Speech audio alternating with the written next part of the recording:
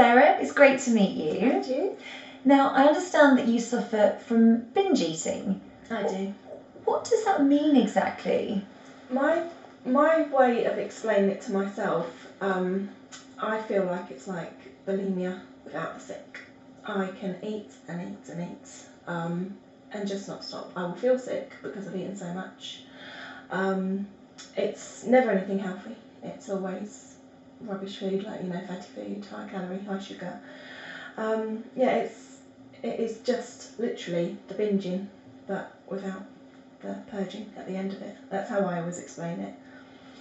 When did it start and how has it manifested over the years? I've always been a big eater, but I would say in the last 3 years, that's when the proper binging has started. I can't say how or why. It just it became, just eating a lot to just constantly eating whatever I could get my hands on. So take me through a typical day. How much would you eat and how often would you eat? If I sort of give you a bad day, this was the weekend. I woke up, I went to Tesco's, I bought myself 3 of the very large Galaxy bars, a packet of 6 pork pies. I ate all 3 of them. I ate the whole packet of pork pies. I also got these sort of like cracker things with high fat cheesy on. I ate a whole packet of those. Biscuits, there was probably half a pack of biscuits left in the cupboard. I ate all of those, and on top of that, what I sort of have for breakfast, lunch and dinner. So yeah. So when you binge eat, what causes it? How do you feel before and then how do you feel afterwards? Before, I just, all I could think about is food, but it's never, like I say, never anything healthy, always unhealthy food. It's all I can think about, I can't function because that is constantly what's on my mind. I do have planned binges as well, like I say, I'll go to Tesco's and I'll buy so much food. While I'm eating it, brilliant, but after I've eaten it, I feel rotten, absolutely rotten. So how does binge eating affect your life and things like self-esteem, for example? I don't have a lot of self-esteem at the moment. Obviously, the binge eating has made me gain a lot of weight. I've gained a stone in a month. I've gone from 15 stone to 16 stone just in a month, so you can imagine it's crept up over the years. So yeah, self-esteem, I feel rubbish in myself. I don't like the way I look, I don't like my body. It also makes everyday things difficult. Like when I go, like if I go out, I can't find anything to wear because to me, I look horrible. I look horrible and I look fat. If I go out and do something fun like a theme park or something like that, I start to worry, will I be able to get on the ride? Will I be able to get the straps over? Holidays, obviously everybody wants to go on holiday and look good in a bikini. I stress about that. Just every day is a struggle. So what kind of help and advice have you been given over the years? I've found there's not really been much. I've sort of looked online for help more than anything. I did speak to my doctor. My doctor is the only person I spoke to about this, and it's very good, but the only advice was to join a weight loss club, which I've joined them all many times, over and over again, and I do well for a couple of weeks, and then I go back to the pattern of the binge eating.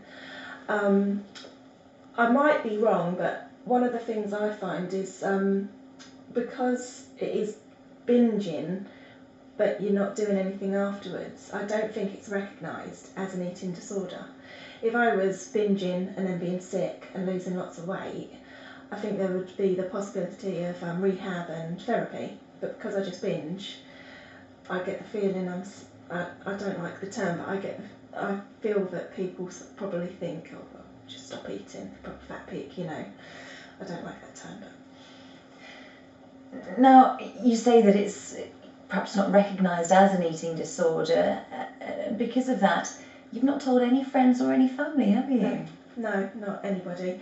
I've obviously they know I eat a lot because I'm overweight, and I have said to them that I'm fed up of being overweight and I'm going on a diet. But apart from my doctor and now yourself, I've not told anybody about this. How does it feel talking about it now? I don't know. It's weird. That's the only way I can explain it. In all honesty, now I'm talking about. I'm actually quite alright. The build up to talking about it, I was dreading, absolutely dreading. So in the future, what kind of help and support would you like to be given? For me, I think therapy. I don't know about other people, because I know like the NHS are, they're helping out with, sometimes they pay for things like Weight Watchers and diet clubs, and then obviously for the really extremely obese there is the gastric bands and stuff like that. But for somebody like myself, I think to get into my brain as to why I do it, and I think for me that would be a great help. I wouldn't ever want to go down the gastric band side of things, and like I say, I have tried all of the weight loss clubs and not helped. I think, yeah, it's all up here. Now you've got a young family, you've got Yes. 2 boys. At the moment, what does the future look like for you and your family, and how would you like it to look? See, we're a good family, happy family, but obviously my weight does get in the way, and a lot of my day does revolve around food and eating. I would like for me to get over this, for myself and for my children, and to feel more energetic, feel more human, feel better in myself. But that aside, like at the moment, they're young, they're energetic, they're skinny little things, bless them. But I worry that they will see me and they will pick up on that. And I don't want my children being like me, because if they do become like me, like I say at the moment they're skinny, but if they start picking up on my habits, in 20 years' time they're going to be sat here how I am, feeling how I do. So hopefully for myself and them I can combat this. Thank you so much for speaking to us today. I really, really appreciate it. Thanks for listening. Thank you.